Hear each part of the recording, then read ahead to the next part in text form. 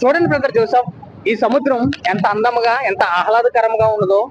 అవును బ్రదర్, మీరు చెప్తుంది నిజమే. చూడడానికి సముద్రం చాలా అందంగా ఉండొచ్చు, కానీ మంచినీళ్ళు తాగడానికి ఒక చుక్క కూడా ఉపయోగపడదు. అలాగే నేటి సమాజంలో అనేక మంది ప్రజలు సిరి సంపదలు కలిగి ఉండొచ్చు, ధనధాన్యాలు ఆస్తిపాస్తులు కలిగి ఉండొచ్చు, కానీ ప్రక్క వారికి సహాయం చేసే గుణం లేకపోతే, ఇతరులకు సహాయం చేసే గుణం లేకపోతే ఈ సముద్రపు నీళ్ళు ఆయన వారి జీవితం కూడా ఉపయోగం లేదు బ్రదర్. మీరేమంటారు ఆ మాటకి? కరెక్టే కదా బ్రదర్. సమాజానికి కూడా ఏమన్నా మీరు వర్తమానం అందించండి బ్రదర్. నిజమే కదా మై డియర్ ఫ్రెండ్స్. ఈ రోజు సముద్రంలో ఈ యొక్క నీరుని చూసి చాలా సంతోషంగా, ఈ కెరటాన్ని చూసి మనిషి ఆనందిస్తున్నాడు. నిజానికి ఈ సముద్రంలో నీరు కనీసం ఒక మనిషి దాహాన్ని కూడా తీర్చలేదు. నిజంగా తెలుసుకోవాలనుకుంటే కనుక కూడా మనిషికి సహాయం చేసుకోండి. ఆ జీవితం ఈ సముద్రం నీరులాగా హృదయ కదా, నువ్వు గ్రహించగలవా?